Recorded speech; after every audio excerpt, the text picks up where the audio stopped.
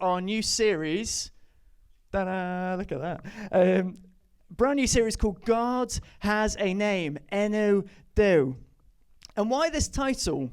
Well, because we want to slow down this term and really get to know God. And not just know about him, but to know him personally. To discover his heart, his nature, his character. Because God is not an abstract force, but he has a name, Enw Duw. And a key text that we are going to be looking into in this series is Exodus 34, where God describes himself to Moses. So slide 2, we're going to just read through this. This is the text that we're going to be going through this term. So, dyma'r agloedd yn pasio hebo o'r flaen a chyhoeddi. Yr agloedd, mae'n Dduw caredig a thrigarog, mae môr amyneddgar, a'i heiloni a'i ffyddlondeb yn anhoigol. Maintaining love to 1,000 generations and forgiving wickedness, rebellion and sin. Yet he does not leave the guilty unpunished. He punishes the children and their children for the sin of their parents to the 3rd and 4th generations.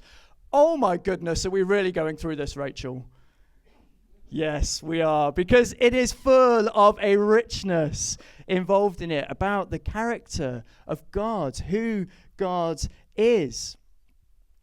Because that is God's own description of himself. It is who he is. And across this series, we're going to unpack it phrase by phrase. And then in small groups as well, most will be following along with the content, getting the opportunity to dig deeper together each week, to ask questions, reflect more, and see what God wants to reveal to us about who he is. So next slide. So if you'd like some further reading, highly recommend this. So this is God Has a Name, the book by John Mark Comer. So a lot of kind of the content and explanations have been sort of drafted out of this, as well as other sources as we thematically look at this area of God having a name and God's character. And I should explain that when we talk about God having a name, when we say name, it doesn't mean that from now on we're going to start to call God like Brian or Martin. That's not what we mean by a name, because a name means something, doesn't it? They can express who we are or who someone else is to us. So, for example, I am father to Caleb, Bruce, and Joseph, or I am husband to Rachel. And when we say God has a name, like a different way of putting it is we are exploring how God expresses who he is. So the question to start off with is, well, okay, but who is God? Next slide, please. The Bible begins in Genesis 1 saying, Yn y dechrau creodd Dduw y nef y ddaear. In the beginning, God created the heavens and the earth. And here in the Hebrew word used for God is Elohim, which is a category word like of spiritual beings. So here it is used for the creator of the universe, God. When we say God, what they would have written is Elohim, the creator of the universe. But here's the thing, Elohim is used in other places too, not to just describe God that we would know, but to describe multiple gods or spiritual beings. Like throughout the Bible, when they talk about do not give praise to other gods, it would say do not give praise to other Elohim. And John Mark Comer says in the book that Elohim is an invisible but real spiritual creature. So right at the start, God is first introduced as this creator being, this broader Elohim. But then in Genesis 4:26, so just a little bit later, next slide, it says this. Bryd hynny ddechreuodd pobl alw ar enw agloedd. At that time, the people began to call on the name of the Lord. And here the term changes in the Hebrew from Elohim, about spiritual being, to a name, agloid, Yahweh, the Lord.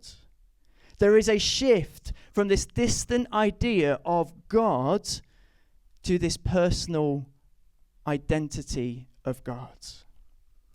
Like John Mark Comer explains it like this: the Bible claims something radically out of step with its time.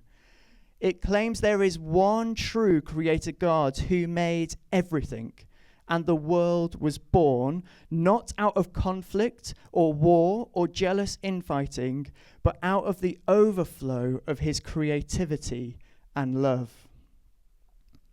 And this is what we see so many times in the, oh dear, this is going all over the place, in the start of, in the Psalms. When we read the Psalms, we can see this kind of description of this personal Yahweh, of this God of love, the Argloith, our Lord, not an Elohim. We see this. So in Psalm 86, it says, "For you are great and you do marvelous deeds. You alone are God."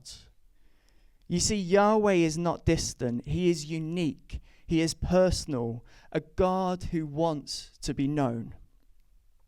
Slide 6. So today, in this exploration of this Yahweh, our personal God who wants to be known, we begin with the foundation as God as Father, Dduw fel tad. Because A.W. Tozer once said, what comes into our minds when we think about God is the most important thing about us. So let me ask you this. When you hear the word tad, Father, what comes to your minds? Like, just take a moment to think. When I say Father God, what does that conjure up in you? Is it maybe a loving family relationship? A protector? A provider? Maybe it's a dictatorial rule. Someone who's distant, unavailable. Maybe it's some of all these things combined, depending on how things are going. Well, you see, God is Father, Son, and Spirit. And over the next 3 weeks, we're going to be focusing on each of these points in turn before getting into that Exodus passage. Because you see, God as Father is revealed in all of these things as well. Because God as Father is revealed in Jesus. Like we see in Jesus' baptism, we see God revealed as Father, Son, and Spirit together. Next slide, please, Ollie. Here we go. So, here's a nice picture of it. That is this vision of the Spirit as the dove descending. And it says in the scripture, and a voice comes from heaven, "You are my Son, whom I love, and I am well pleased." So in this moment, we see the Spirit as a dove. We hear the Father's love and affirmation, and we see the man Jesus, God 3 in 1, that we sang earlier. And notice, before Jesus did any of his miracles, any of his teaching, the Father starts by declaring his love. Love comes first, not achievement. Jesus hadn't gone and done everything, died on the cross, and then Father God says, "I love you." No, he begins from a place of love. Like later in John 17, Jesus prays that we would know the Father's love just as he does. Like in the Lord's Prayer that we probably know really well, he teaches us this, slide 8. This then is how you should pray. Our Father in heaven, ein tad sy'n yn newydd. God as Father is not just a metaphor. This is his eternal nature. This is how Jesus knew him as Father in heaven. And our God has the heart of a father. Like Romans 8 tells us what this means for us. Next slide, yeah. The Spirit you received brought about your adoption to sonship. And by him we cry, Abba, Father. The Spirit himself testifies with our spirit that we are God's children. Bod ni'n plant I Dduw. I read that again. There's a lot in that. The Spirit you received brought about your adoption to sonship. And by him we cry, Abba, Father. The Spirit himself testifies with our spirit that we are God's children. Bod ni'n blant I Dduw. Abba, Tad, Father, that is the cry of a children who are known and that they are loved. And Jesus paints this picture in the parable of the prodigal son in Luke 15. So in Luke 15, you'll know this story, I'm sure, if you've been around church. But there is this son who has dishonored and rejected his father. He's asked for his inheritance before his time, which is basically saying, Dad, I wish you were already dead because all I want is your cash. He goes away, he spends it all, realizes he's made a huge mistake, decides to go back knowing that he'll no longer be seen as a son, but as a slave of his father. But he knew it was better to be a slave of his father than to be nothing where he was. But then Jesus ends the story with this. Slide 10. But while he was still a long way off, his father saw him and was filled with compassion for him. Reddodd at a fab. He ran to his son, threw his arms around him and kissed him. That is the father's heart.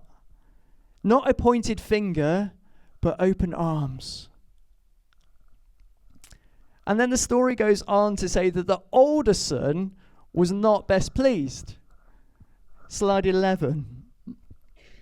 But to him, the father says, Fy mab, roi ti gyda fi trwy'r amser, a phopeth sy'n gyna fi, dy eddio di ydi o. My son, you are always with me, and everything I have is yours. You see, whether rebellious or religious, whether prodigal or proud, both sons needed to rediscover the father's love for them.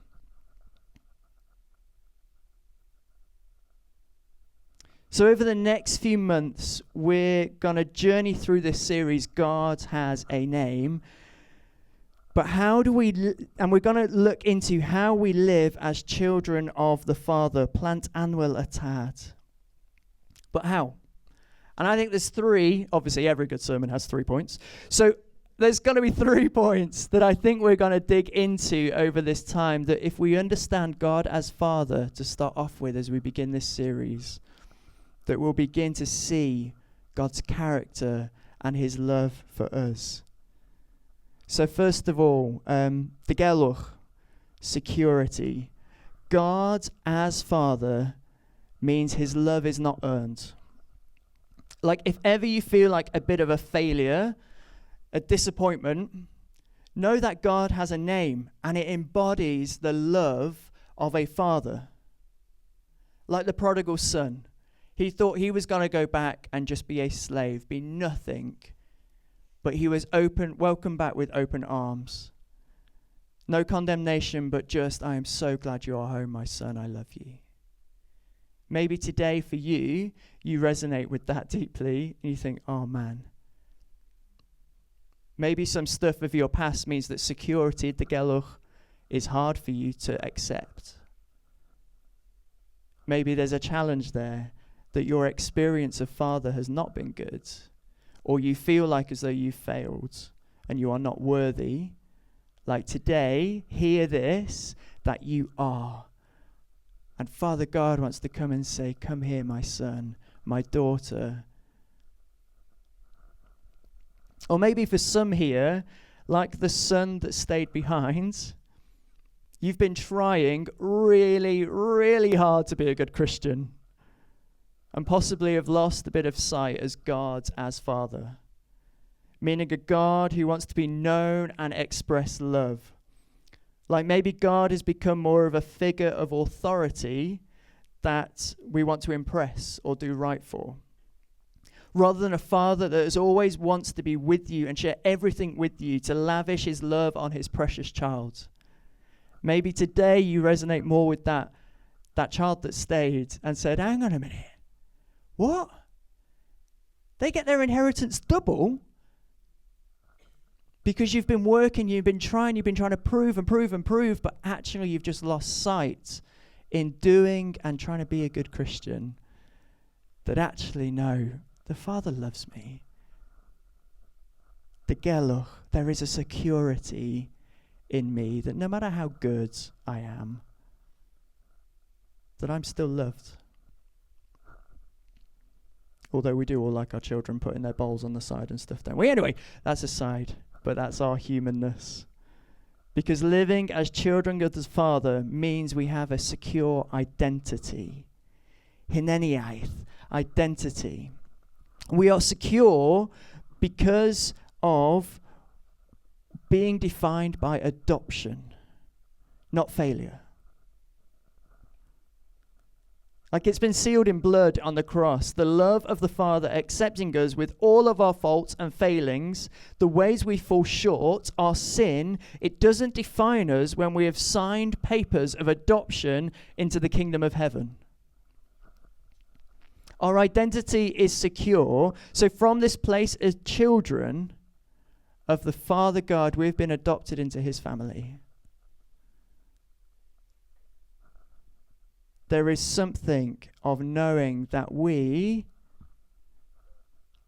are part of God's family. We are chosen. We are worthy of his love. And from this place of children of the Father, our lives must be orientated towards mission, kenhedaith. Knowing that we live from the Father's affirmation, not for the Father's affirmation. Like I said again, we live from the Father's affirmation, not for it. Some today need to hear these words spoken over you. You are my beloved children. With you I am well pleased. Ti yw fy mlentyn annwyl, dwi worth fy modd gyda ti. So this morning, I think God wants to speak as Father to us. For some, Father has been distorted by human pain. For others, faith has become a duty without joy. So let's pause. Let's welcome the Holy Spirit, the Spirit of adoption. And let's hear the Father's voice again. Ti yw fy mlentyn annwyl. Dwi with fy modd gyda ti. You are my beloved child. With you I am well pleased. So yeah, go to slide 15, sorry. So friends, my gan Dduw enw. God has a name. He is Father, Tad Cariadis. And this week, as you pray, why not linger on these words? Ein Tad, our Father. And as we journey through this series, may we discover his heart of a father more deeply. May we know the security and the identity and the mission put upon us this term. Amen.